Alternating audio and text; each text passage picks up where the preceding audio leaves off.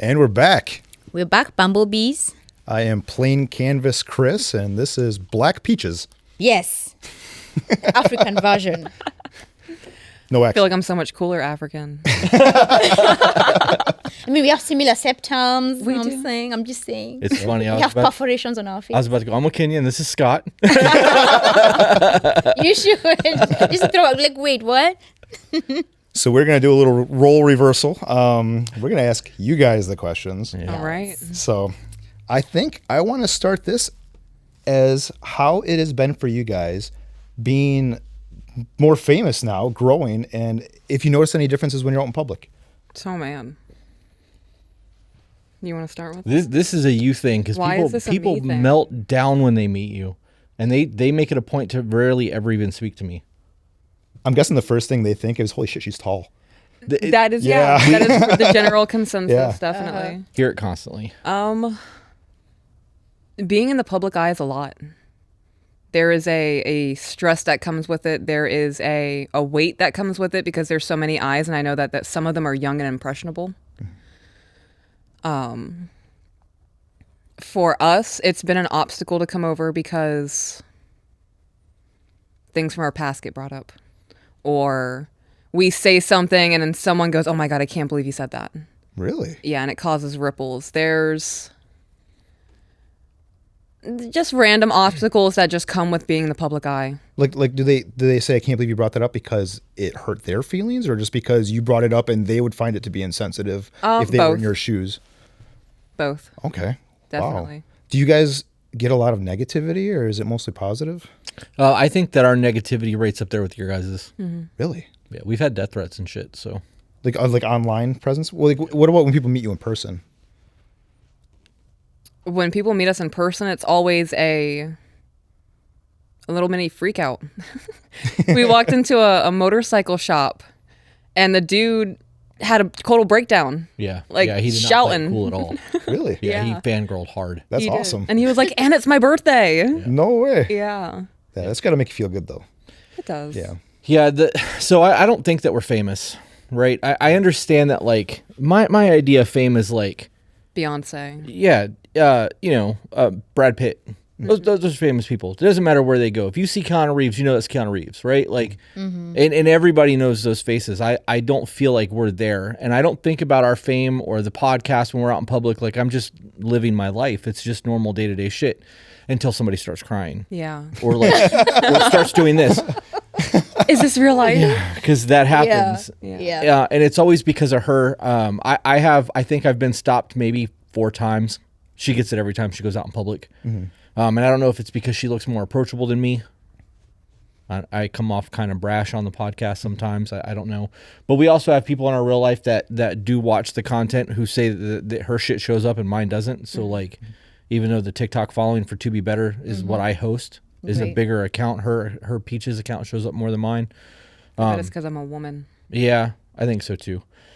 I don't think that it affects me the way that it affects her. It's not something I really think about. I still, like, I think you guys are famous because I followed both of you when I started on TikTok a year ago. Yeah. So the fact that I have 1 million followers doesn't mean shit to me because I don't watch my content. Yeah, I watch your content. That You know just what I mean? proves that famous Perspective. means perspective. Yeah, it's subjective, you know. Yeah. So I don't know if you guys do this already, but have you ever thought of having big events, having people, Meet your and fans greets? come meet you, meet and greets? Yeah. And That is something we do have planned for 2024. really? Count us We better in. be invited. Yeah. Yeah. Yeah.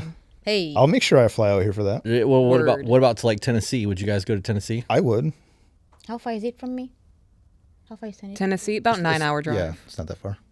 We'll figure it out. Yeah. I would say roughly 800 miles. Yeah. Okay. We bought a Mercedes Sprinter van. I love those things. This is kind of my okay, so real shit, since we're being interviewed. This van is a lifelong dream purchase.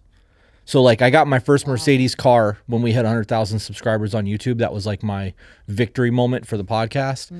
Had I bought my van before I bought the car, I would have never bought the car. I would have just kept the van. But I always wanted to retire and live the van life. It's awesome. It is, but there's a dark side to the van life that until you're living it, you don't get to experience. And now creators are starting to come out and talk about it. So anyways, I finally bought this van, and we are building the van. We're going to be doing the work. I put last night when she was telling you guys that I was under the van, I was putting the side rails on it, attach them to the frame so that if I take it off road and I hit a rock, it'll just push the van versus caving in the body. Okay. So we did that. It's got the AC installed on it. We're getting ready to start doing the insulation and doing the paneling on the inside. I'm going to put the tires on it today when we get home. And like, this is a project for us. It's getting a wrap on it that's going to say "to be better" with a play button, kind of like what I had on the truck. And that's going to be our tour bus. That's awesome. So that we can toy haul our toys and take dirt bikes with us wherever we go, and we can go and do the meet and greet and then just disappear for the That's the rest awesome. of the week. So meet and greets are definitely going to happen. We have a security team in Tennessee that's going to be a lot easier to use, so we'll start there. And I think the next one we'll probably won't do until later in the year because we have a dog being trained.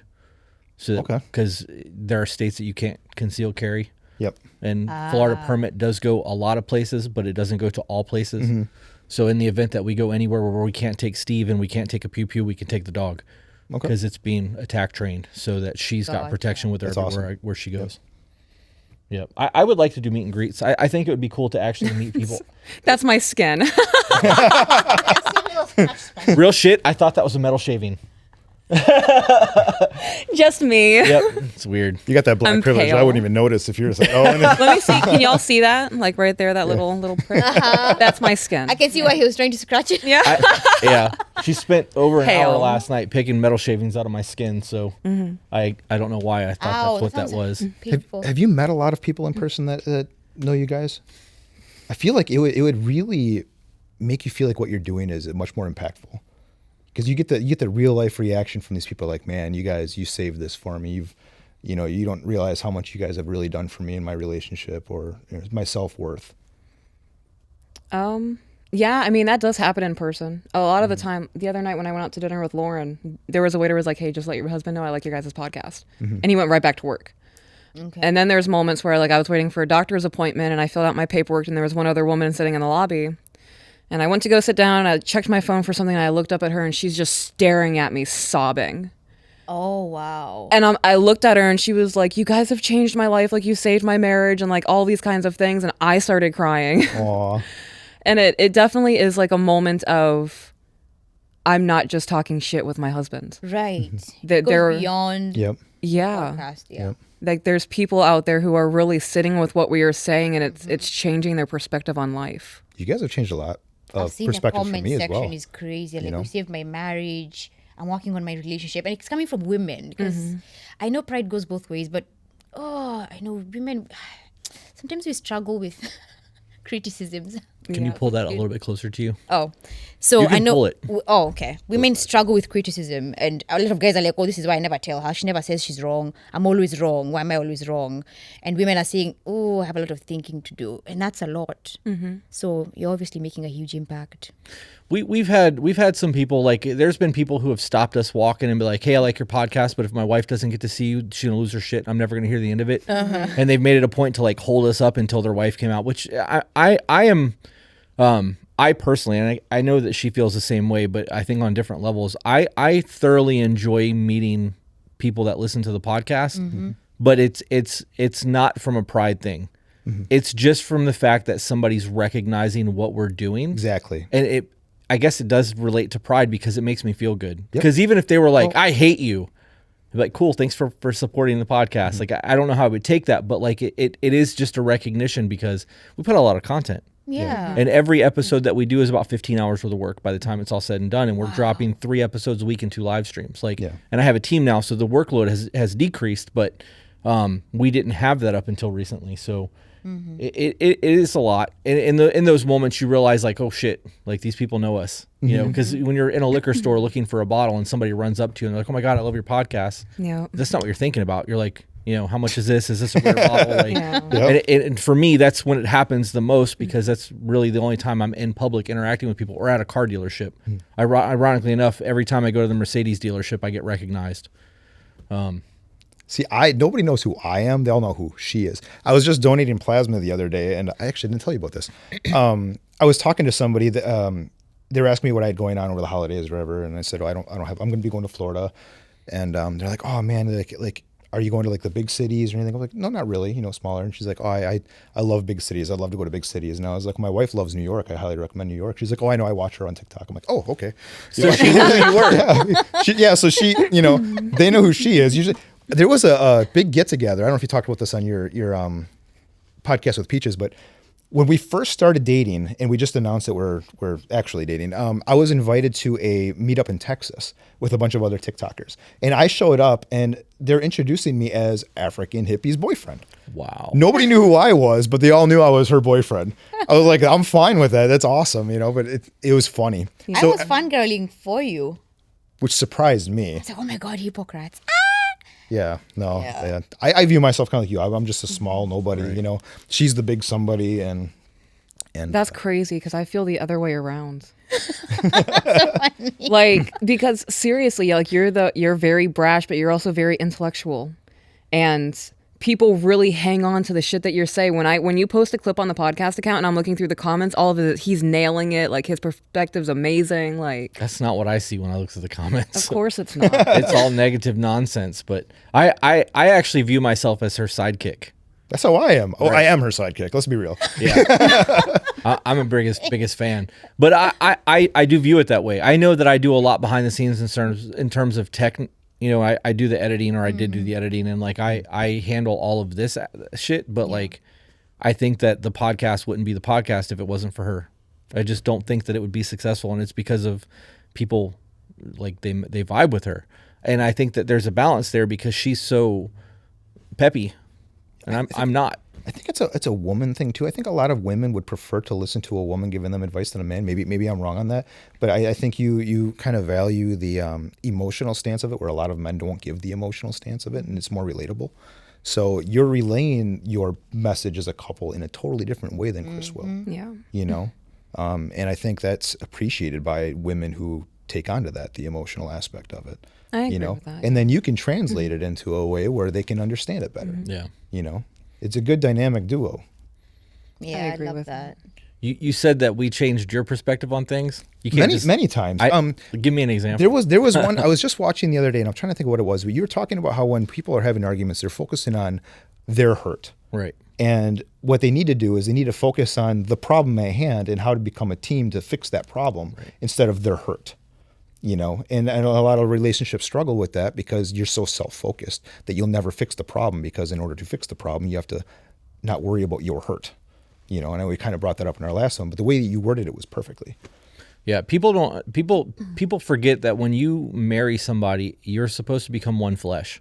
Mm-hmm. So if your partner's hurting, you're hurting. If your person's losing, you're losing. Yep. So this whole idea of the two of you versus the problem versus the two of you versus each other, if you're on the same team, you can't beat your teammate. Like if you lose, you're making your team lose. That's been a big thing for us, because when she gets hurt, like if I'm at cause of it, of course I'm going to feel a certain way about it.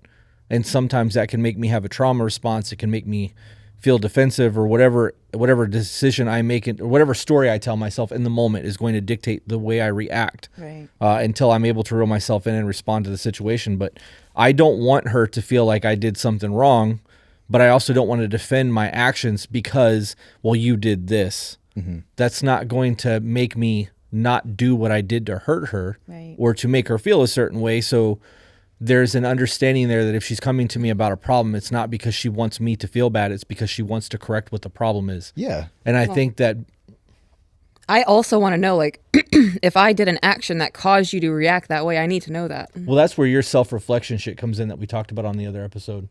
Because you do that 2 or 3 days later, you're like, hey, you said a couple things and I need to make sure that I don't repeat these things. And I do that too. That's a big deal for me. I want to be the Joker. Like, I don't want to have insanity. And when I reflect on things, it's never a beat up session. Like, oh, you dumb bitch, I can't believe you did this. It's always I feel like I'm I don't know, like Sherlock Holmes with a magnifying glass, like connecting dots on shit. And when I finally figure it out, I'm like, eureka! Like, fucking, I gotta go tell my husband. And it's I know I mask it because it's a very serious conversation for me, but I'm very excited because we are unlocking something that we can walk through, that we can close the door on, that will never be repeated. Right. Absolutely. He said those exact same words to me. Yeah. That realization will also help because the two of you work through it together. One of you can call one of you can call the other person on their shit. She's very good at recognizing. I was very abused, so I have a lot of trauma responses, and she's able to recognize those demons when they come to the forefront immediately, and she's able to withdraw until I'm able to calm down, and she can talk to me. Because when you're talking to somebody in the middle of a trauma response, you're not talking to them. You're talking to whoever they were during that trauma phase because they're defending themselves. Yeah. That you see it a lot with kids who had like really abusive parents. They're now not very non-confrontational, and they just shut the fuck down when confrontation happens because they never learned how to process Avoid it. Yeah. So she's gotten, dude, I'm such a blessed man. I could not have asked for a better partner.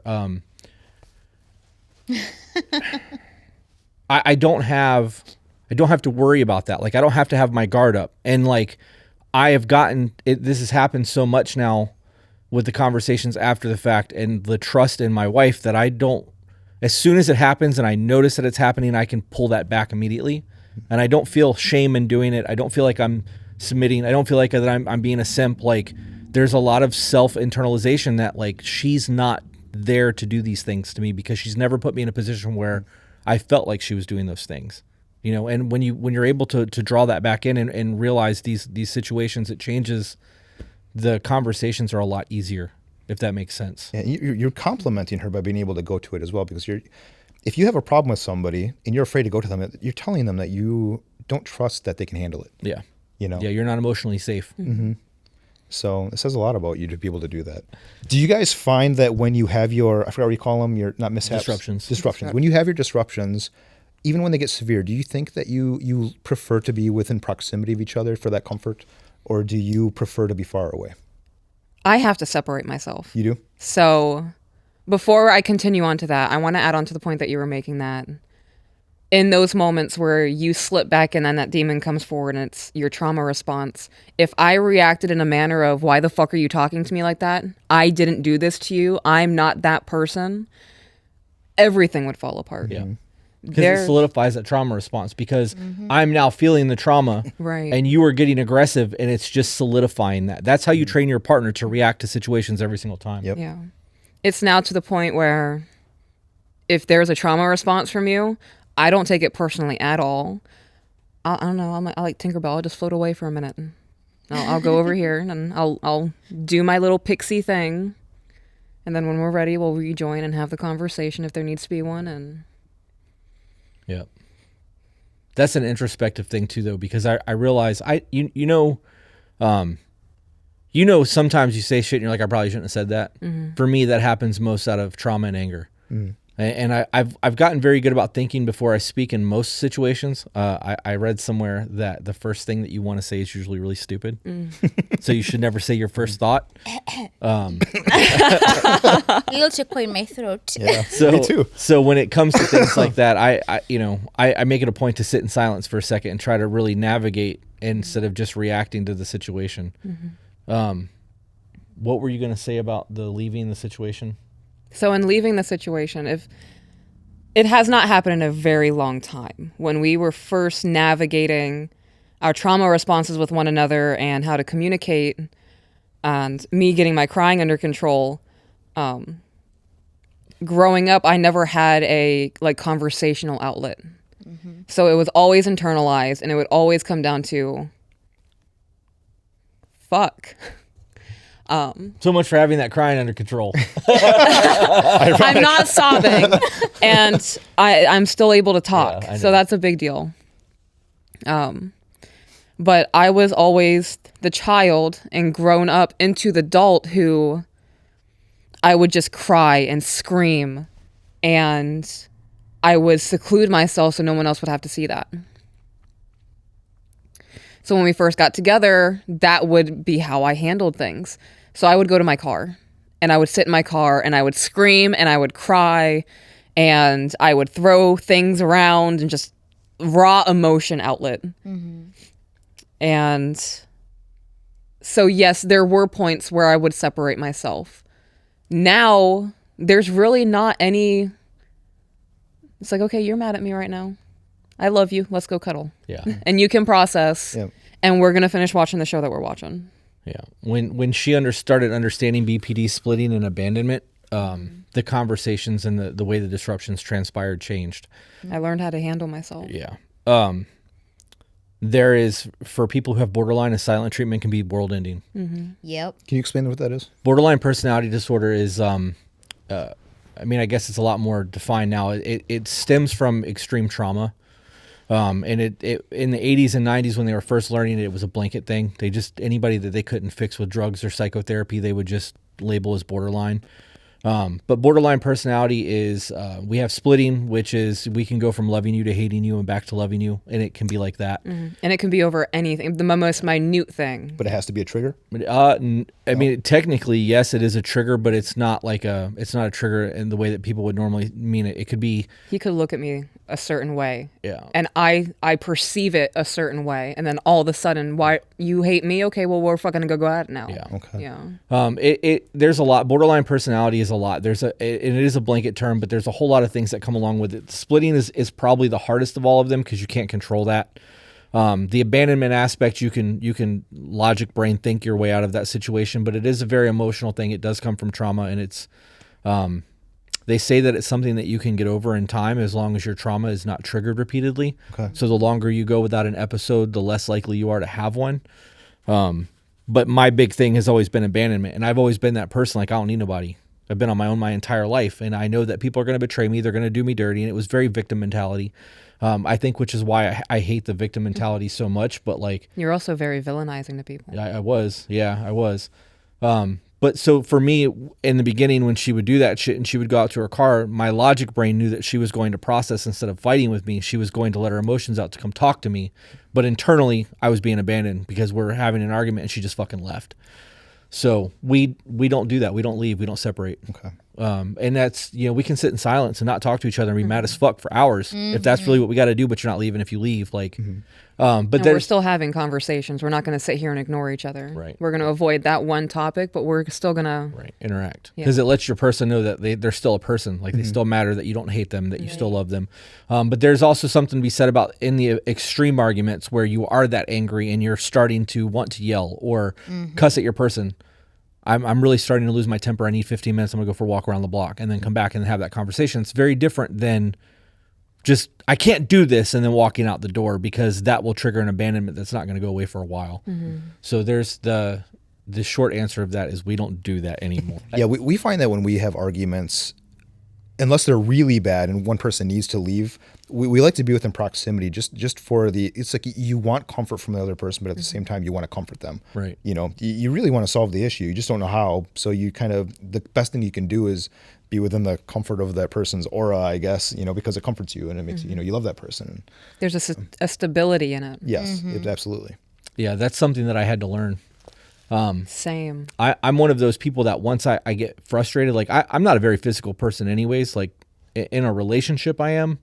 Like, this obviously is very much a thing, but I don't, this is learned. Like, I had to train myself to be this way. I don't like being touched. So when she's going through it and we're in the middle of an argument and she's crying and she just needs to be held, like, that's foreign to me because I'm mad at you right now. Like, Yep. the last thing I want to do is touch you Then while hold I'm a broom angry. and go there. Right. Yeah. So that was one of those things too, because, damn, it's a lot. You guys fucking open a can of worms on this one. Can I interrupt you? Yep. Okay.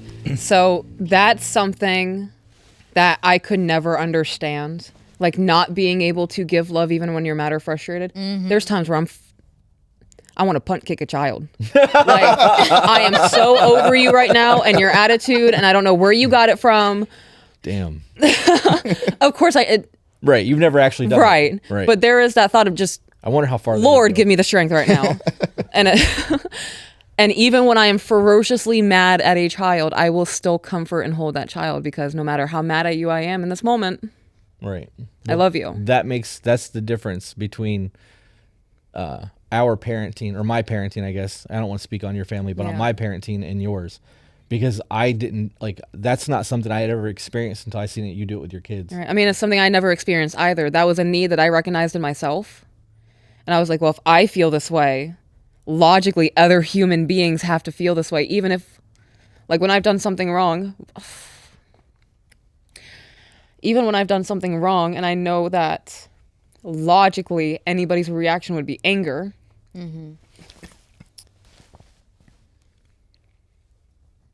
Okay, so real shit, because of my autism, I have real hard times recognizing that what I've done could make somebody upset, right?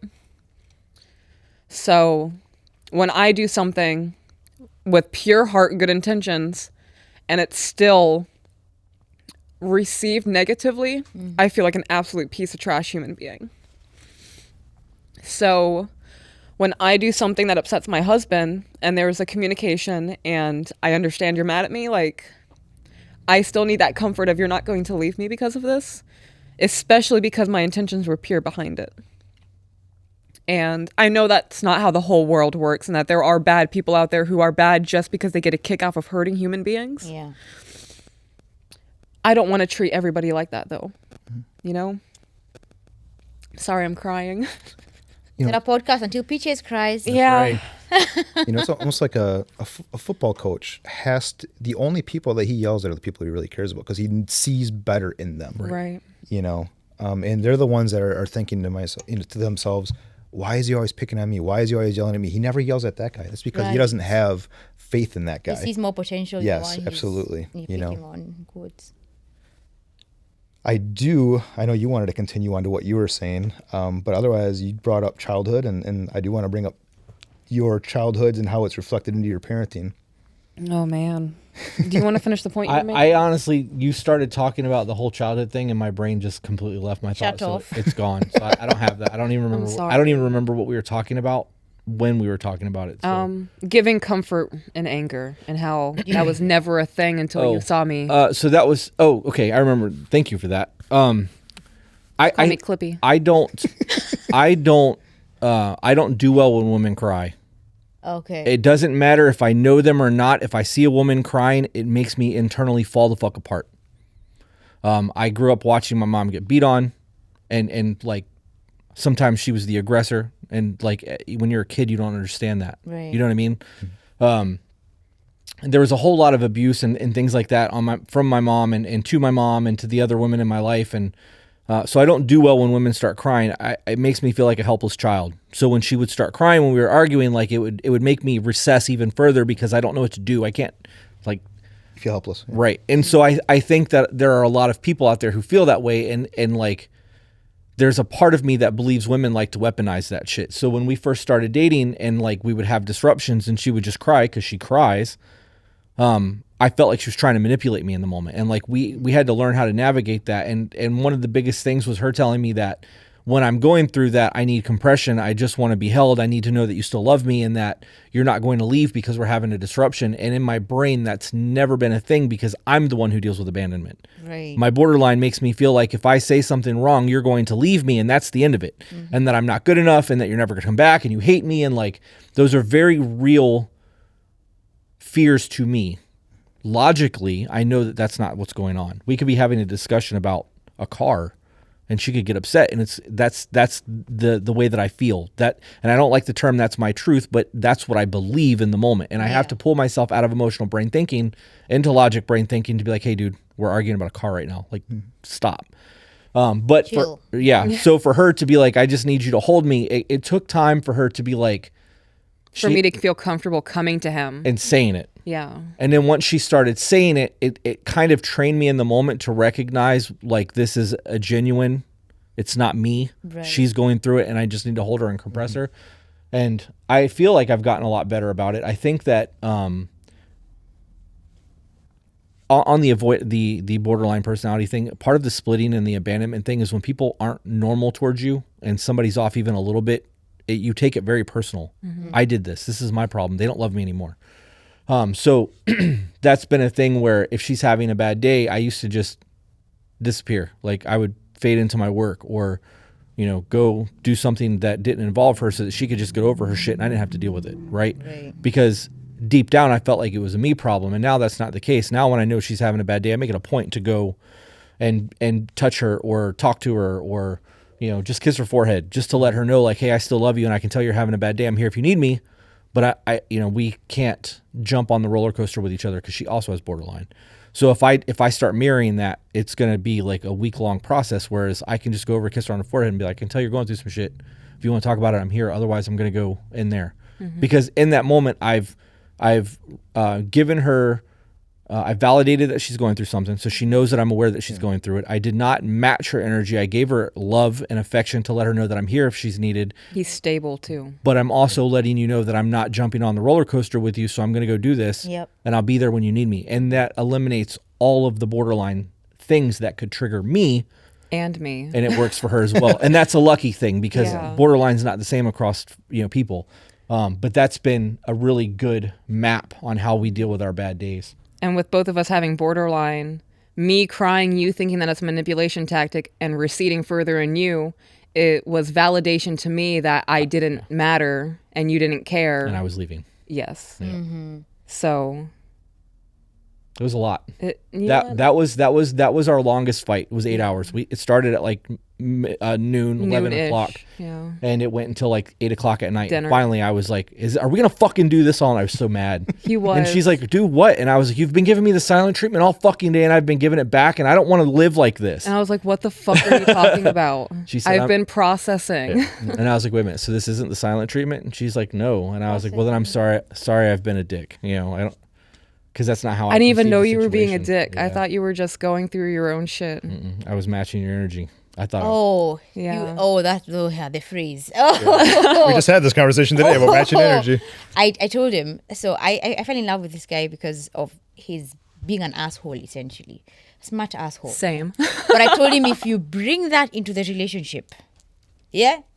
So I had, so people understand, when we met, I had an account called Hippocrates. The whole point of the account was to point out hypocrisy. And and it was a whole persona that I put on. It wasn't actually how I normally act. Right. I would do it in a really cocky way. I would take, because these are views that I think are really toxic to, society. And I would take these perspectives and I would toss it right back at them, basically in the sense of like, what you said was stupid. That was just my whole online persona. And the way I would deliver it, she loved it. She kind of fell in love with that guy. When we'd have arguments, I would kind of bring that person out.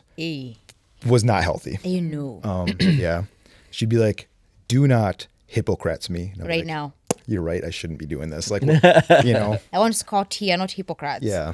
So, and I always had the problems where when I would get into an argument, I was asked to give space from my previous marriage. So that's exactly what I would do when she would have a problem. When she's the opposite. She's like, no, I want you to come and hold me. And I would be in like another room giving her space. And she's like, I don't want space. I don't know if it's an abandonment thing with you. Maybe you feel, are afraid I was going to abandon you, but it was the complete opposite of what I was used to. So I had to get used to that. Yeah, those learned behaviors will follow you through a lifetime unless you unlearn them. And that comes down to knowing your person and having the conversations and being able to actually understand them. Yeah. If we wouldn't have had that 8-hour breakdown, I wouldn't have been able to ever understand her the way that I did.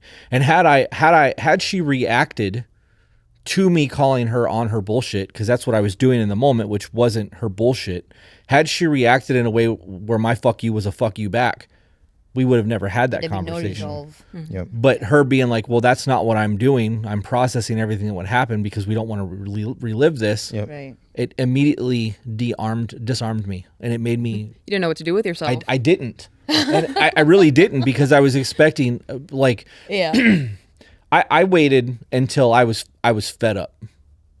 Like, I was done with the silent treatment. I was angry. Like, we're not going to bed like this. Like, if we're going to have a fight, we're going to really have this fight right now. It's happening. And I had the gloves on. I was ready to go. And she's like, this is not at all how you perceive the situation. And so that made me look at our relationship differently, because she's not any of my exes. She's not combative. She's not my mom. She's not anyone who's ever done me dirty. Like, she's my partner in all of this. And I don't mean my partner in like, as in, I don't want to call her my wife. I mean, like, she's my teammate. She's the person that is going to Bonnie and Clyde with me. Yep. So Bonnie and Clyde, babe. Yep. We have a song. Yeah. We actually wrote a song. She produced it for a Kenyan album, but it's called Bonnie and Clyde. Yeah. Yeah. Yeah. That's a love that doesn't exist anymore. Ironically enough, we just watched Walk the Line the other night, and like we got to talk about the love of Johnny and June, because people don't realize how messed up their life was in the beginning. Like, and when you watch Walk the Line, he was madly in love with her while he was married to another person, Having kids. and like and people, you know, their marriage, a lifelong marriage, started with infidelity while he was married to his other wife. But some people just aren't meant to be together. You know what I mean? And I don't know, that whole situation. Like, so we were, anyways, the whole point of me bringing it up was that we have always done the Bonnie and Clyde thing, so much so that I have Clyde's 9mm tattooed on me, and she's got Bonnie's shotgun shell tattooed on her. Nice. So we are very about that. But the Johnny and June thing was very prevalent because Jelly Roll and Bunny are together, and Jelly Roll wrote a song called Johnny and June to showcase the love that he has with Bunny that's very similar to their lifestyle. I think it's funny that as a society we hold on to this romantic notion of famous couples because we want to try to emulate that, and it's a way for us to explain an entire life of a relationship to let somebody know how we're attached, right? So for me to be like Bonnie and Clyde, it's just a cool thing to say, but when you really look at the attachment that those two had, she broke that motherfucker out of prison. Like, so like she was a true ride or die. She was willing to kill for this man, and he was for her. There was a lifelong relationship in that, as short as it was. But that's the severity of it. So when I say Bonnie and Clyde, it's not just to be like we're ride or die. Like, Cute. it is to that severity for us. So yeah, that's there's that. I got nothing else. So have you been cheated on? Yes. Okay. Was that a concern for you when you started dating him, that he has cheated before? Illogically, yes. There was, you know, my own insecurities and my borderline kicking in, and I overthink. So logically, I trust him for who he is. I have seen his character change. I have witnessed his growth. So no, there was never really, I've never had to go, hey babe, would you ever cheat on me? That never crossed my mind. Illogically, in my panic attacks, or if I'm in an episode, the demons would bring that to my forethought and be like, I'm not going to think about this. I'm not going to focus on that. I don't think that's an illogical thing. I think that it's very standard, societal standards is once a cheater, always a cheater. Yeah. I don't believe that. I think that people will do foul shit in extreme situations. And I think that anybody can overcome shit like that. I think that people have catalysts for change. You remember the movie Scrooge? He went through the three ghosts of Christmas and the Christmas story. Carol. Right. Yeah. So he ends up fucking becoming a great dude at the end of that Yep. movie, but he was a piece of shit in the beginning, and things that were brought to his attention made him change his thoughts. And if you can change your thoughts, you can change your actions. You can change your actions, you can change your future. Yep. So to think that once something, always something, unless you're, because that's fallacy. something that is always there. Yeah. You can absolutely change who you are as a person. You know, you may have been a cheater once, and does that mean that you're always going to be that? I mean, you can hold that label forever because you did that shit, but does that mean that you're actively cheating? I think it definitely goes a long way depending on the way that the person talks about it too. Like if she were to ask you if you've ever cheated and you brought it up, but you were like full in doubt, was like, yeah, and I was stupid. You know, compared to just jump into defensive, like, yeah, but this was going on and this, you know, I think that says a lot about you. If you're going to be, Accountability. if you're going to be willing to make excuses, if you know what I mean? Because if you make excuses for it once, you're going to make excuses for it again. Whereas you can tell if somebody emotionally accepted what they did was wrong, they're very unlikely to probably do it again. And, you know, it's subjective. I mean, we all think cheating is bad. You should never do it. But given your situation where if you just left somebody, then you would have lost all of your stuff. It was you were kind of stuck. Yeah. You know, I consider myself a cheater. I cheated on my ex-wife. To her, it wasn't cheating. So I guess it is a subjective thing. It's kind of the same scenario. Well, not even close, but it was kind of like I was stuck, you know, I couldn't just leave, you know what I mean? Now, have you guys, if you flip have you been cheated on? I have been cheated on. I've also emotionally cheated on people. Okay. So I was going to ask you if you ever have, if it's a concern for you. So I have a different view on cheating than a lot of people do. So yes, it's wrong, right? But I also know that if a girl walks by and a dude's like, damn, she's got a fat ass, you just cheated on your person. That's adulterous to me. You're lusting after another woman. So like, is there degrees of cheating? Yes. I think that there are things that are a bigger offense than physical cheating. Right. I think an emotional cheating thing is a lot more of a fuck Intimate. you. Like it hurts more than sex, because the sex can be a one and done thing. An ongoing conversation where you guys are emotionally involved is you're right. It's more intimate. I know that if she wanted to cheat, she could.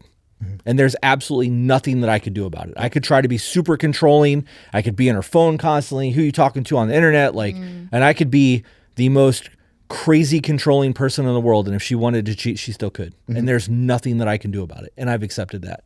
So if that's what she wanted to do, I'm not going to worry about that. If she did it, then I would worry about it. But to have that fear, The anxiety of I it. think that would create a wedge between us, because in my head, you've already done it.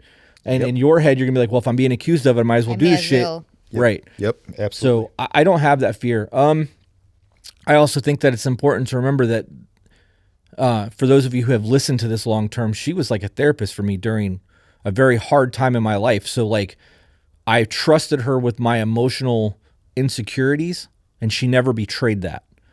Right? It was never thrown in my face. There was never any type of It wasn't weaponized. It never came back to you from someone else. right. So regardless of what she's done in her past or what I've done in my past, I didn't have to worry about her doing that with me, because she had never shown me that side of her. And if I did see that side of her, then I would have to cross that bridge when I got to it. But I'm not trying to navigate shit that hasn't happened yet. I think that's a lot of issues that a lot of people have is they take their past and they just automatically assign it to this could happen, and they dwell on that. You know, they're not able to analyze the little subtle differences, and they don't give people that chance right off the bat.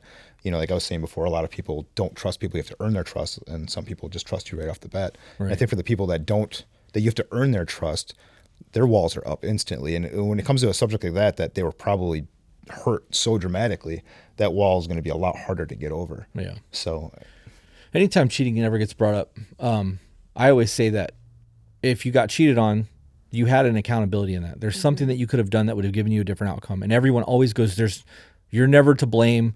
Cheating's wrong. If somebody does that, they're weak, it's pathetic, they're scum, blah, blah, blah, whatever the case is.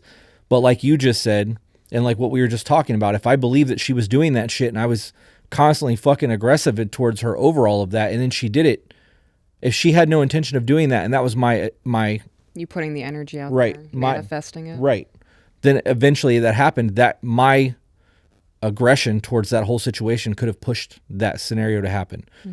Does that mean that it's my fault? No, you still did whatever you did, and that's the thing. But at somewhere along the lines, you have a choice, and like that choice could be like, I noticed they're now putting their phone upside down at the dinner table, or their phone is always on do not disturb, and every time I walk by, they go like this. Right. Right. Yep. So now I'm noticing something's not right in the relationship, and a conversation could be had before the actual cheating happens. There's a choice there. You could have actually saw something changing. You could have had a discussion. Hey, is our intimacy off? Am I not giving you enough attention? What is it that you're hiding on your phone that I can step in and fill that? Because if you need to go get that from someone else and I'm your person, tell me what it is that you need so that I can tell you if I'm capable of providing that. And if I'm not capable of providing that, you're telling me that you need something that I'm not capable of providing. And as a man, I'm supposed to provide. This just isn't going to work. And then we can separate. Like, so that's where the accountability comes in. And people give me so much shit over those cheating clips. I get it constantly when I post cheating clips. I'm never blaming anybody. I'm never saying the victim is at fault. I'm not saying that it's right or wrong. I'm just saying that if you really pay attention to things and you're aware of what's going on in your life and you're introspective and you see what's going on with your partner and you're paying attention and you're not on your phone 24/7 and you're not fucking ignoring your family, you can find out where things are breaking down. And if you're aware of it, you can fix the breakdown before it gets to that point. I will honestly say I couldn't find it.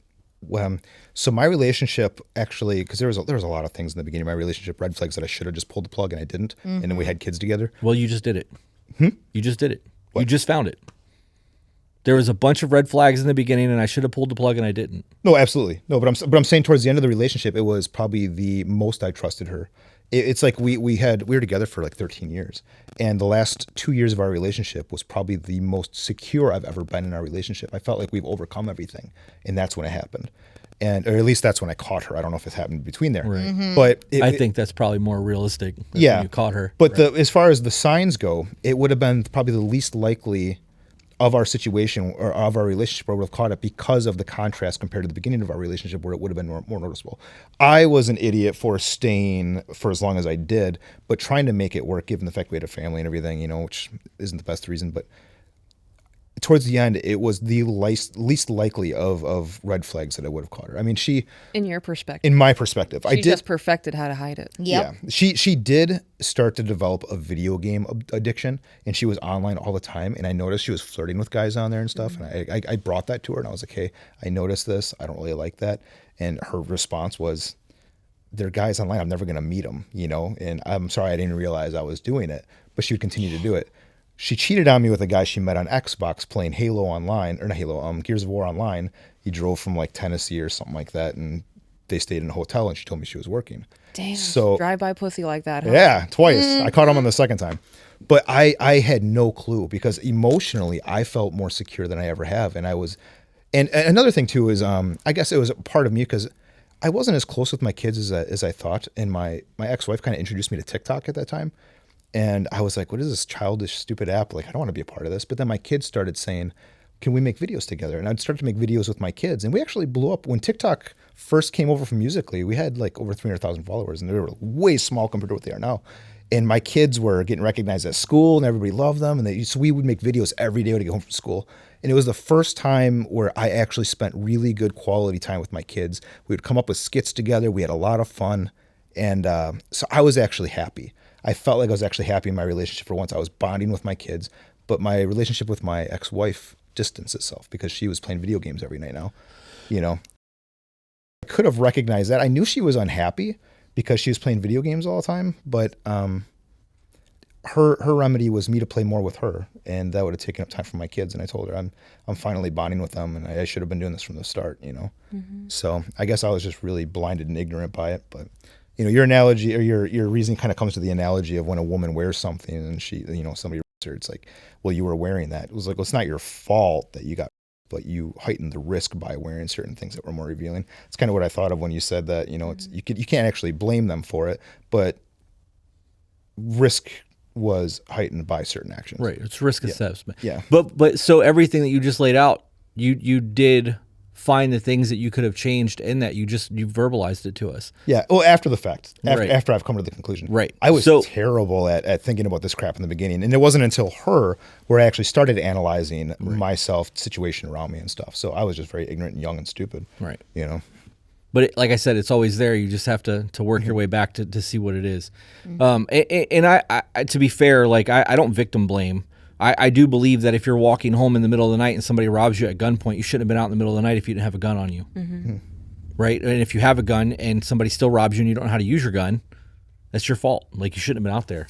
There's a gnat flying around my face. Yeah, you heighten the risk. Yeah. Yeah. But so that's risk assessment. If I didn't know somebody in a really shitty area and they were like, hey, come sell, I'm going to meet you at the store to buy this 10 Xbox. p.m. No, I'm good. You can meet me at the Publix Yep. on the other side of town In the morning. at 3 p.m. No, right. We're meeting outside the sheriff office. Yeah. So there's always something. And to think that you are just, to think that you were always just this thing that life happens to removes all Accountability. right and all free will. Like, I think that's slavery, like mental slavery. If everything just happens to you and you never have any type of say in your life, and everything just happens to you and it constantly beats you down, you're not living your life. Others are living your life and you're just going with it. Like, Other that people are doesn't making choices for you. that doesn't sound like freedom to me. So I can't think like that. And like, if she did, and this is an extreme thing too, if she did cheat on me, would I be hurt and mad? Absolutely. But I would be reflecting on me and what could I do and how could I have prevented this so that in the event that we work things out or don't work things out, I know how to avoid this in the future because I'm not responsible for her. Right. That's the first thing I brought up to her when I talked about my ex relationship and why we divorced. The first thing I brought up to her was, I did this wrong. I did. Badass. It was, I did this wrong and I should have done this better. It wasn't, she did this to me, she hurt me in this way. So I brought up my reflection before I even talked about my ex-wife and why she did it, or, you know, whatever. So I mean, that was my realization of how I was going to fix this in the future, was not to think about the pain that somebody else caused me. It was how to prevent me from creating that situation in the first place. Yep. We tell people on the podcast that when you're going on dates and you're in the courting phase with people and they're my ex always blah blah blah, my ex, my ex, my ex, and they don't do what you did with her, that's red flag. Like don't don't engage with those people because they're not emotionally mature enough to realize that they had a hand in things, that they could do things differently to be better. That's a huge thing for me. I don't know. That was one of the things that we went through when we were courting and she was acting as a therapist for me, is that I don't care what other people have done. And like real shit, even if somebody would have done me really fucking dirty and I reacted and did something back, that's my decision. My choice to do things is not because of them. Right. It's because I made a decision to be That's it, they made me vindictive, do this. right? Yeah. Yeah. Yeah, and then the people who do point at everybody else but themselves are the people who go through the exact same types of relationships every time they find a new one. Over and over again. Yep. There's no growth there. And I got 4 baby daddies who did the exact same thing. Well, you didn't change what you were doing wrong. You know what I mean? You just kept throwing it out there that this person did something to you, and then that person was like, "Oh man, I never did that to you," and then they did it to you. Yeah. You know. So. Yep. So I want to ask you guys about you. You said you lived a pretty rough childhood and stuff. I want to know how that has incorporated your parenting. If you were beaten, do you hit? Do you not hit? Discipline. So yeah, I was hit. I was spanked. I was punched. I was hit with extension cords, racetracks. You remember the Mattel racetracks? The Hot Wheels ones? Yeah. Those were pretty bad. Extension cords. I'm so sorry. There was a lot of abuse. So we can right back into. So there was a lot of abuse. But when it comes to the kids, my belief system is very different than everyone else's, and I don't think that other people should be parenting my kids and I shouldn't be parenting theirs. So like, I do believe in spanking. Amen. I don't believe in like spare the rod, spare the child, or however that saying goes. Like I'm not coming down on the kids and beating the fuck out of them. But like, if my kid runs towards the street and there's a truck coming and I grab him and swat their ass and put him back in the yard, they're going to equate that swat to that street. At least until they're old enough to understand why we don't go to Danger. the street. Right. But again, like my daughter is 24 years old. She got 3 spankings in her entire life. So it's not like I was, beating on my kids and shit. With her kids, they get a swat. It's not like a spanking. It's like a warning tap. A tap, right. Like you're getting ready to get some consequences if you don't stop acting up. Right. In my childhood, my mom dated a guy who was a roofer. I almost said his name. I had tried to think of a way to segue away from that. He was a roofer by trade, and he was an alcoholic. Okay.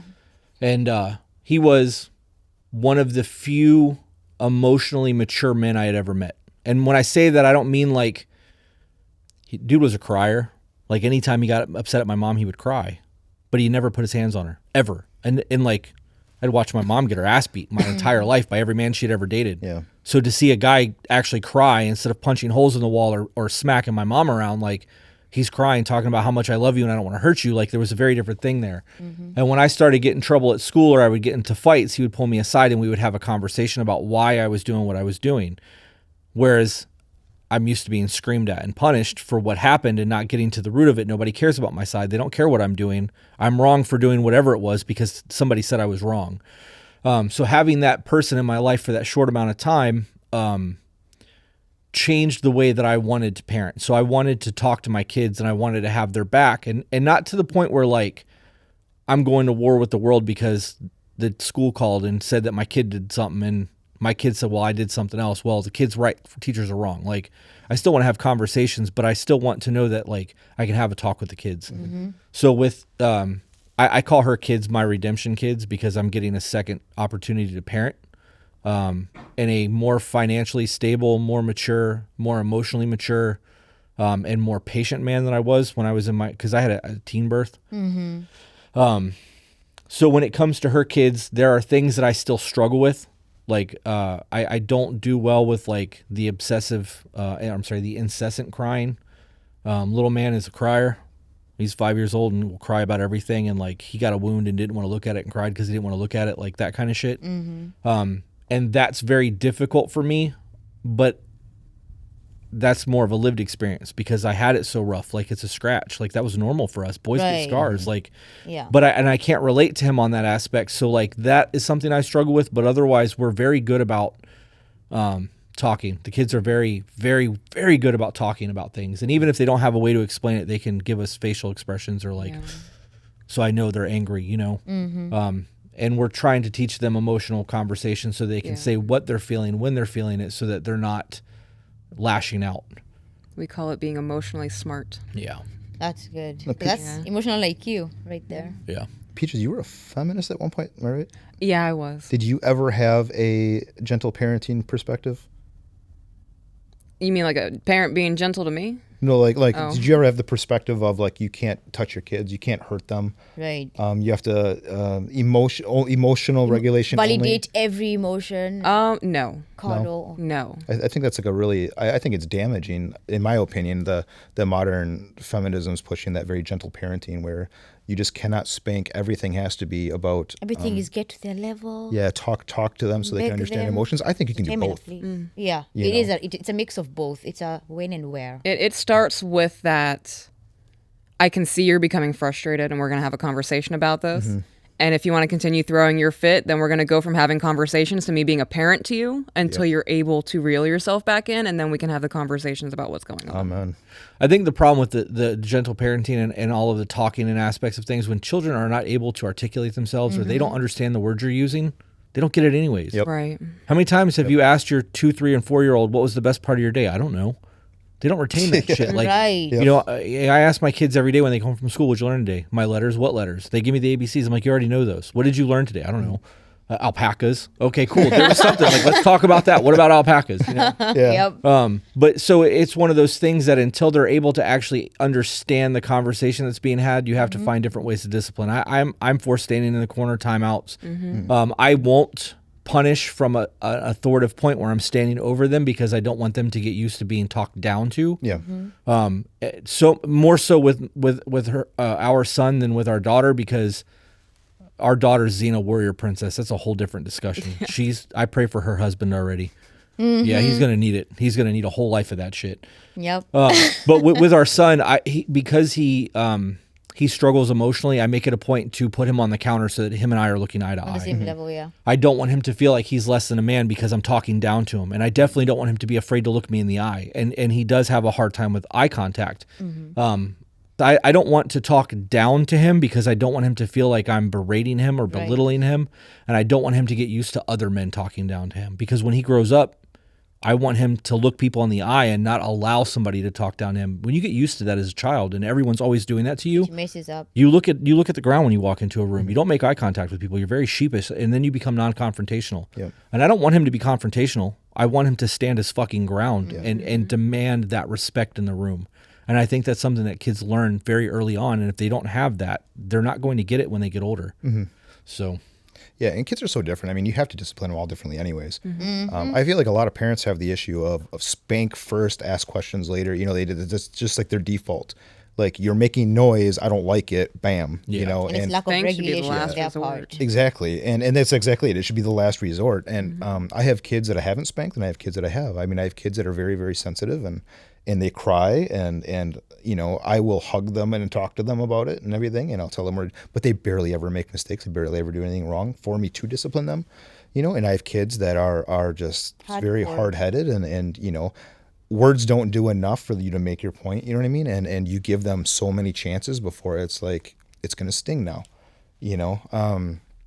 It's really tough with kids, but you do have to teach them. I mean, there's going to be kids that just are not going to learn authority. They're not going to learn respect, and you have to insert that at an early age.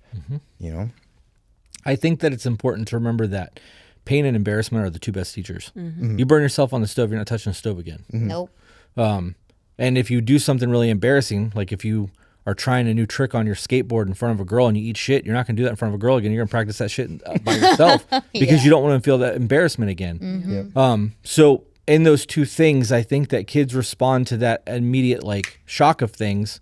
And I would, as a parent, I would rather them get a swat on the ass than an embarrassment of a psychological thing that's going to hurt them forever, because you remember that shit. Like, you it'll stay with you forever. So with the kids, like, we also very rarely will swat while angry. Like if they get a tap, it's normally like she's mad and I need to step in because I'm not involved in it. There's no emotion attached to it. I can just discipline and then have a conversation. And that kind of works, I guess. But again, the kids don't get hit a lot. They get a tap on the, and it's not like we're wham, it's a, I like to do the back of the hand. I've been hitting the head harder than that for, by my friends, like, hey, dumbass, you know what I mean? So like, it's just an awareness. Like kind of trying to thing. bring them back out of their emotions, like Right. Do you come guys, back into reality. do you homeschool? Not yet. No, to public school.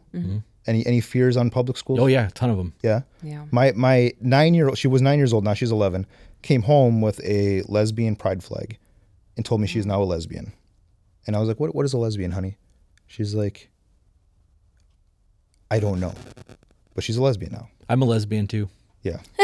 So I had to have this conversation with her, and you can't have a conversation with a 9-year-old about pride. No. Right. And It's like, how do you even start? so and you try to have, I don't want to have these conversations at such a young age. She's still sweet and innocent. She should be sweet and innocent, but just this indoctrination of everything that they're trying to push into our kids at such a young age. And they view their teachers almost like they're more intelligent than their parents just Yep. because that's their job profession. All right, so let's really break that down because I have a lot to say about this. Before I get into that, though, the homeschooling thing for me is because I don't want my kids to be taught to just remember things. Yep. I want our kids to be free thinkers. And if somebody says something they don't understand or they disagree with, I want them to say why and not be afraid to say it. Yeah. So we will play the why game until we have no answers and then send them to the other parent. Because we're not going to just be like, because I said so. Like we don't do Oh, that absolutely. shit. Yeah. I want that why exhausted. Yep. I told her that's what I do too. So that's a big part of it. And when you go to school, they're not teaching you to retain or free think. They're teaching you to remember for tests. Yep. That's all it is. So that is indoctrination into a whole lot of other things. But I believe that it kills creativity. It kills the I think that ADD and ADHD and the drugs that are given is purely a marketing ploy so that the kids can stay calm in school so that they can continue to be there. Yeah. Because anybody with ADHD knows that when you hyper focus on something that you're interested in, you can focus just fine. Yep. And when it comes to kids being energetic and playful, up until the 1930s, 1940s, kids had long recesses and like that was normal behavior. A lot of kids didn't go to public schools. Homeschool was more prevalent up until like 1950, 1960. And even in like small towns, it's still more prevalent. Charter schools are a thing, or what do they call that? My sister's doing. It's not charter school. It's I have no satellite schools. They do it through the school system, but they have their own study things. So in that, I think that kids are they should be on farms running and playing. If you can homeschool your kids in 3 hours during the day, they don't need 8 to 9 hours in a public school system. I believe that the public school system is solely there so that parents can continue to work and pay taxes. Yeah. That's I it. agree. And then the indoctrination ship came later through the Rockefeller things, and you do your own research on that if you think I'm crazy, but he created all of that. So back to the other aspect of it with the indoctrination and things like that. I don't want my kids getting bullied. I don't want my kids having a teacher have more time one-on-one with them than the parents do. Because if I'm working 8 to 12 hour days and I come home and my kid's getting ready for bedtime, I love you, good night. I pray for them and they go to bed. I don't have a relationship with my kid. I don't fucking know them. I don't know what their favorite color is or what their toys are until Saturday and Sunday. I don't want that. So for a teacher to step in and to be the authoritative figure and look like they know more because they're in that position or they know more than the parents because it's their job, it's not because of that. It's because they're raising your kids for you. Yeah. Yeah.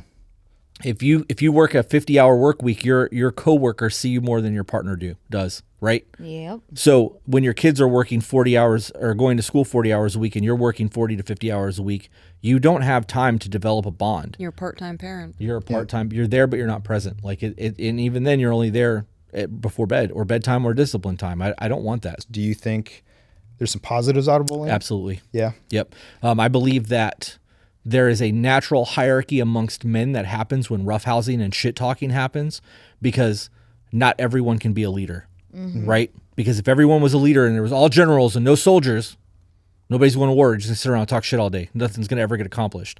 Some people need direction. Some people are really good managers. right? In business, you look at people who can manage a business to no end. You put them in charge and the business fucking crashes. I think that bullying and that confidence that comes from that, like, interaction as a kid and the wrestling and all of that, I think it's It builds character. That competition, yeah. I think it's good. Yeah. I do. I don't think that it's.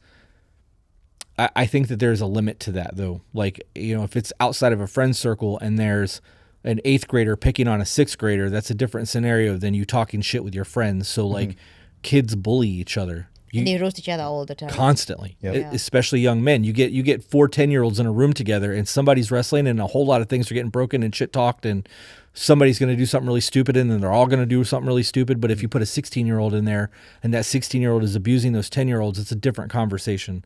So to answer your yes, there is, but there's If you levels to it. fully took bullying out of schools, public schools, do you think that would be worse for society Yes. when they hit the real world? Yes. Yeah, I agree. I do think that if you have brothers, or as boys, if you have brothers, I think your bullying is more contained. It's with people that you love that are picking on you, and it doesn't hurt as much. So it's more of a soft blow to when you actually meet real bullies in school, because you're kind of used to the actions and everything that's happening, but you can handle it better because of it, because your brothers bully you as well, you Right. know, in more of a safe situation. But if it's just straight on, like you go to school and you got bullies and you got nobody there, you don't have any experience or anything, there's no difference than when you actually get to the real world and you weren't bullied in school. And Right. you got people competing for job positions and, you know, trying to cut you down to raise themselves up, because that's real life. That is real life. Yeah. Was it like that for you? What do you mean? The bullying, because I'm speaking from a male's perspective, right? But I know that good women topic. women get bullied the same way. I mean, women bullying is different. So, like, do you feel the same answer that I gave? Is that accurate for you? Because you have a different life experience. What part of you? What do you mean? Do you think that the world would be? Well, first of all, how do you feel about bullying when it comes to the first question? How was bullying for you in school? Counterproductive. I think the way that men bully versus the way that women bully, I can see how there's a benefit for men because there is an actual physical component to it. Like, you guys are testing each other's strength, and for women, it's just petty fucking. Oh, you're Yep. so fat. You wear your hair like that. Yeah, it's Oh my God, psychological. you're such a slut. It's to torture you. I was a virgin, and I was getting made fun of because I was a virgin. It's wild. She spit on herself one day. What? She's like, I went to spit out of the car and it got hung and landed on my arm. She's like, I was practicing spitting. And the reason I bring this up is because we had a conversation one day where I tried to explain to her that when you have boys that are a young age, they compete at everything. And you have spitting contests. You can Yes. spit the farthest. And you'll sit on a parking curb and You'll you'll spit DiCaprio stuff. until you're fucking dehydrated to see how Such a far boy some thing to do. It is. Yeah. But now you know who the better spitter is. Yep. Now we're going to race. We're going to climb trees. We're going to jump off roofs, and we're going to see who can bounce. You know what I mean? And like, so that's very normal. And I think that level of competition and that type of thing is what I equate to when I I think think it's a of bonding ritual of some sort. Right. I'll never understand. For But- women, it's different. But you guys don't go through that. No. Which is why I asked about the bullying thing, because you said it was very counterproductive, and I didn't experience women bullying. I mean, I did because women fucking bullied me my whole life, but When I was 9 or 10 years old, I was already concerned about being sexy. Wow. that's Wow. crazy. You know, you said something that actually made me think of something. If two boys get into a fight, they're usually hugging after the fight or shaking hands or something. I mean, it's for the most part. If there's like some kind of, if women fight, you never see bonding that. ritual. Oh, You- and you it's never see the continued bond. shit talking. Yeah. Fuck her. Yeah. There's hair missing and there's probably, It's you know, just, nails missing. but- I didn't get bullied because in Kenya, bullying is not really a thing. We do have cliques and the little cliques with the little girls. And some people made fun of me, but would I call it bullying? I don't know. I just didn't care. I know my skin hardened because of it, obviously metaphorically speaking. But I got made fun of a lot. I was a weirdo. I was a little weird kid. And then my dad had this thing where he just wanted to shave my hair. So when I was 12, I was shaven. And I had really long hair before that. So I was just so self-conscious. I was basically a boy. I was a boy. So I developed, I was a late bloomer.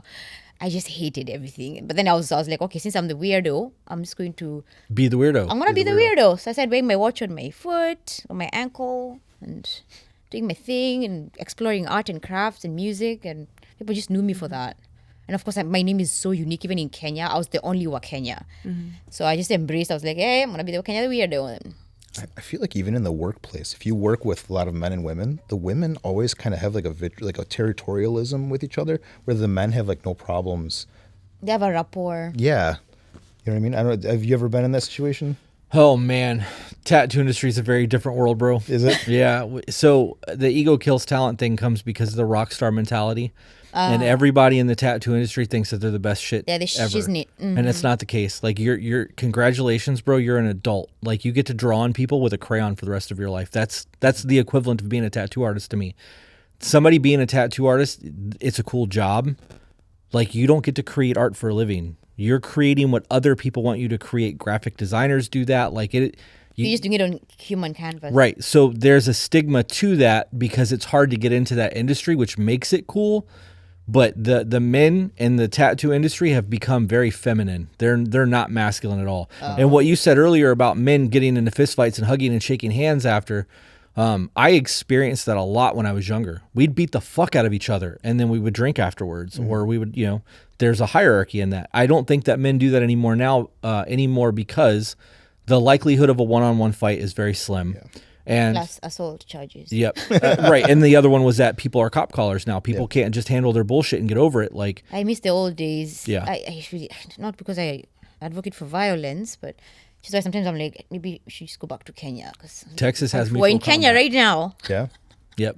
Texas has mutual combat. If you would like to fight somebody in Texas, as long as it's mutual, you can throw down. Alexa anybody. in Need Yahoo. that everywhere. Yeah, I agree.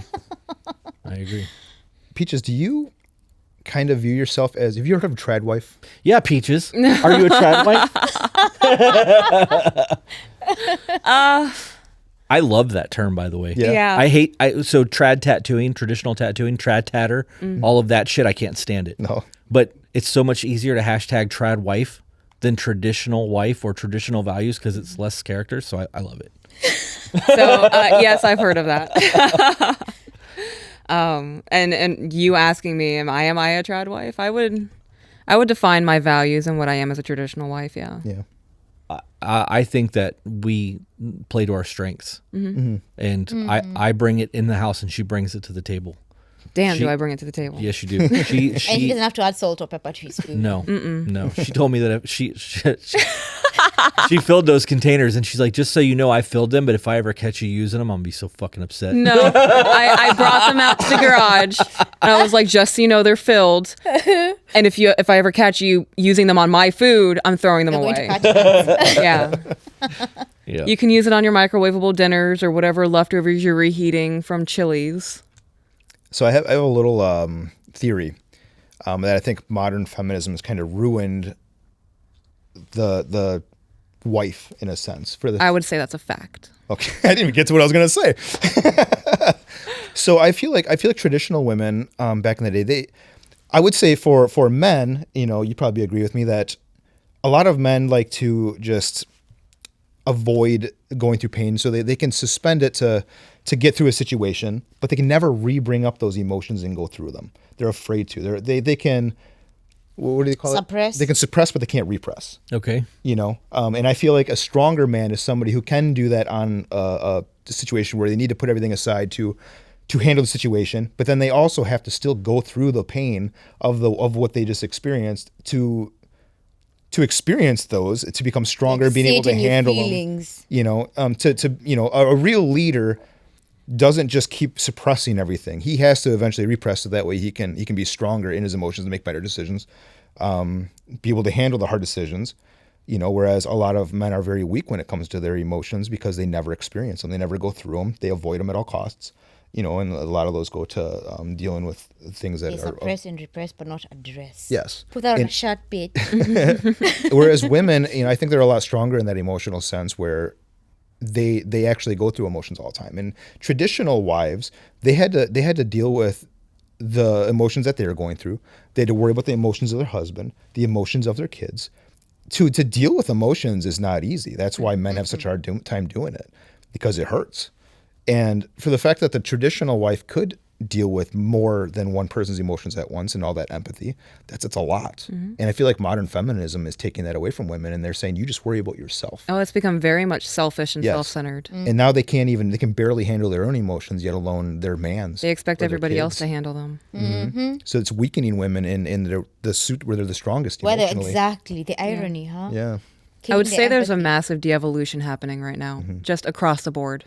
It worries me quite a bit. I've seen women trying to defend themselves. I want to be a stay-at-home mom. There's nothing wrong with that. No, absolutely. Oh, this and that, and they're the enemy now. I was like, we have our own strengths and weaknesses. That's why we work together really well together. But you can't be the other one. So there's a lot to that, and I didn't want to jump in until I knew you were done. Are you done? Well, With the whole feminist and all of the things that he just addressed? Because I'm going to go on a tangent. okay.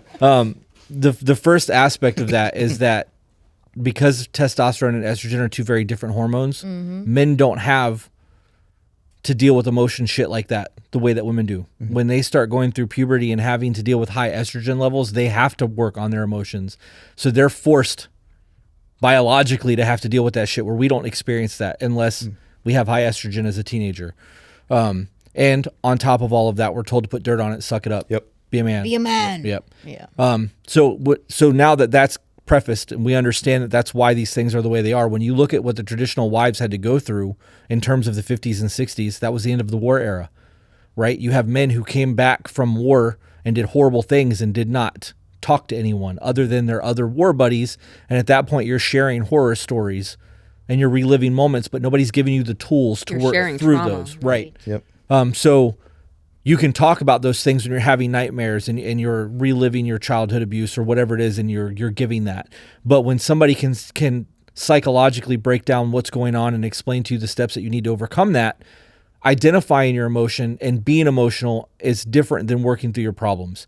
So for a man to have somebody give them the tools that he needs to work through his bullshit, the jar gets empty. Right? We let it out. We're no longer suppressing everything and putting the cork back on it, because eventually you're not going to get the cork on the bottle. Exactly. And when you can't get the cork on the bottle, the head comes off. Right? So that whole aspect, there was a strength in being a traditional wife that had that not been affected by feminism, and we could have continued to live that way as men became more in tune with their emotions and being able to work through things, because the tools are there now and they weren't Yep. in the 50s and 60s. Absolutely. Yep. Could you imagine how strong the family would be if people had the ability to let the top off the bottle, have a communication about what's going on, and the woman be the empather or the nurturer, and the man not be attacked because his bottle's full and he can't take anything else in and process it? I think that the feminism aspect of all of that has destroyed so much more than just what a traditional wife is. Traditional family in general. Right. And I do believe that. And again, I think all of that comes down to taxes, because when we were in World War II, they needed more people here to work, to do things, because all of our men were overseas, and those deployments weren't 6 to 9 months. They were until the war was over or you died. So you're gone for 2 years and your family needs money. Mom's going to work to take care of the fucking kids because dad's fighting a war. Yep. She gets used to him not being there, and then he comes home and he's all fucked up, like, well, I've had a job this whole time, fuck this, I'm going back to work. Like, Yep. And then once that tax money's there and all the men are back and the taxes have doubled, why would the government ever make it so that you can go back to work? They want the fucking tax dollars. Politicians don't Make give it a go fuck back about home. you. Right. What I say? They want to keep you at work. Yeah. Yeah. Yep.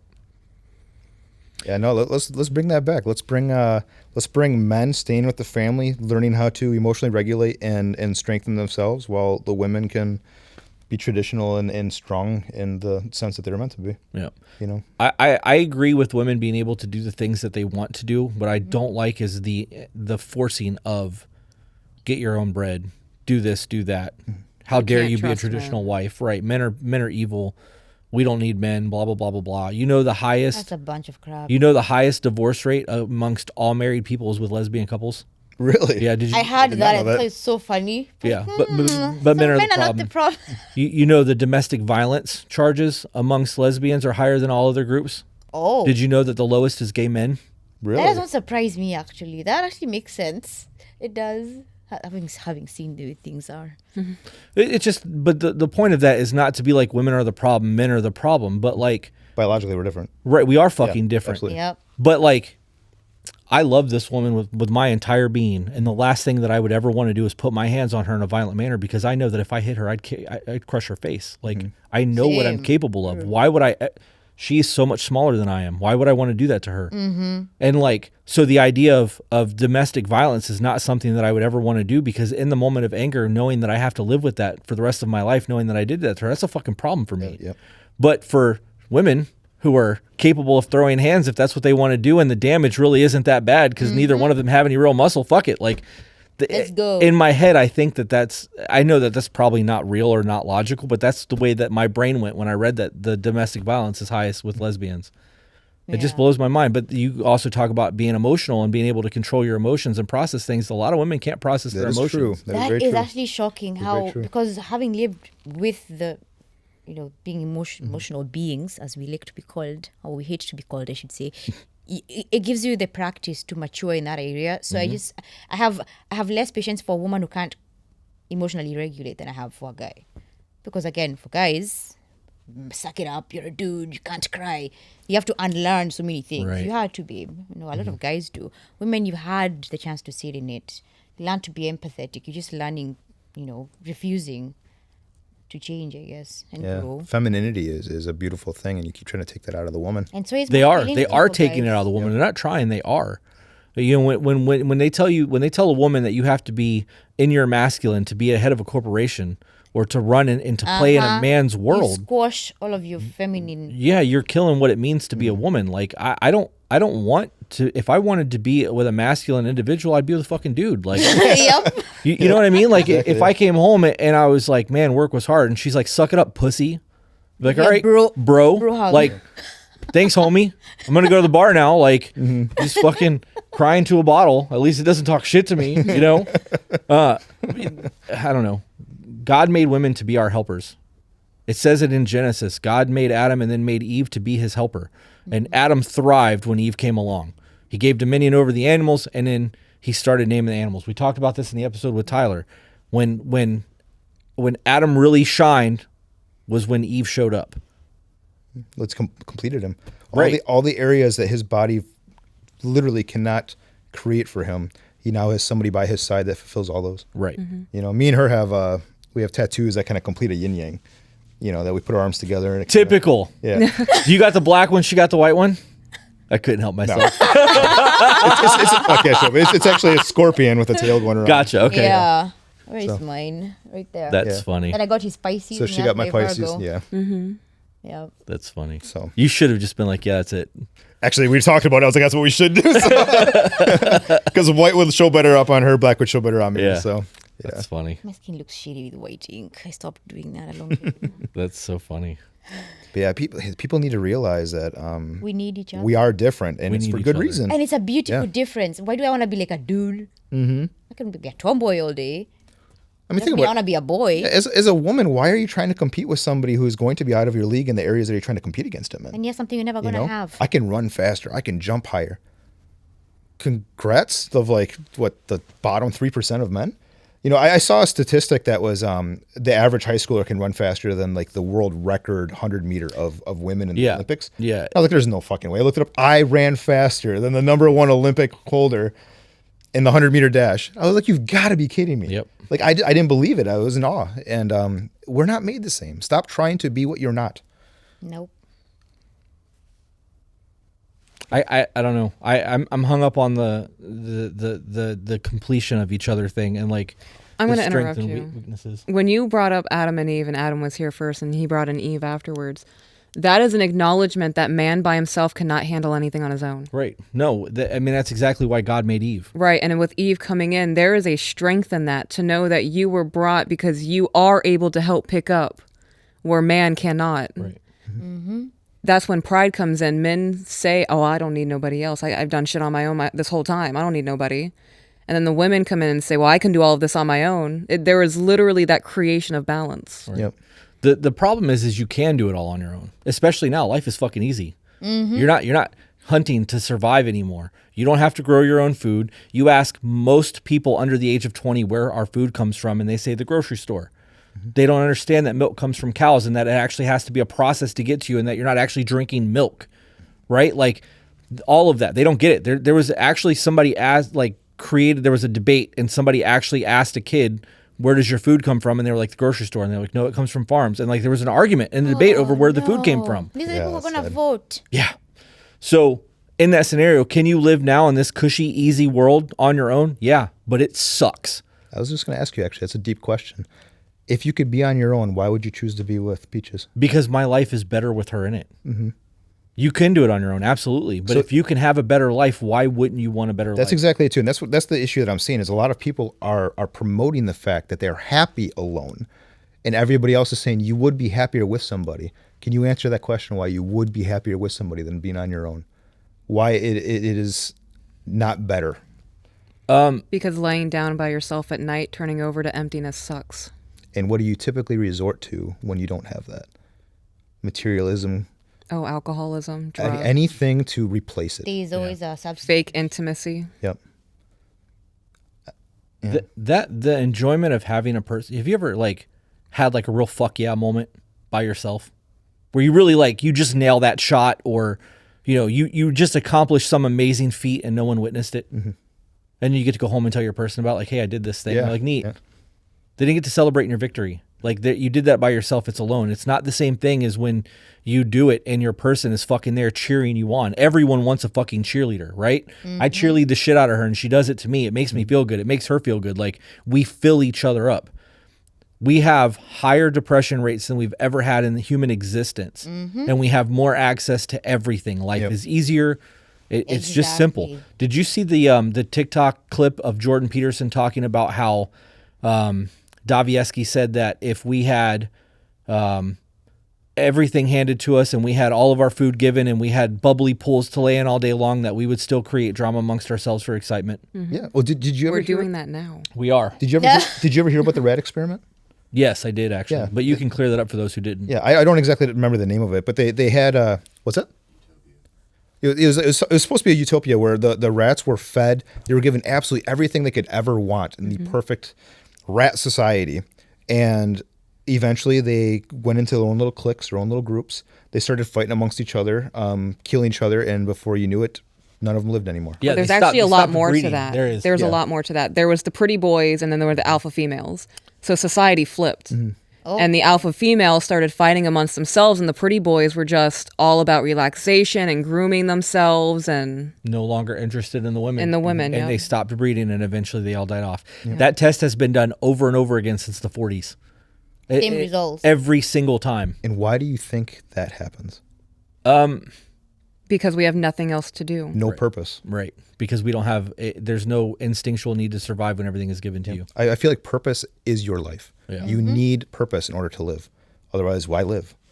And having somebody else in your life to share, everything with, it gives you purpose.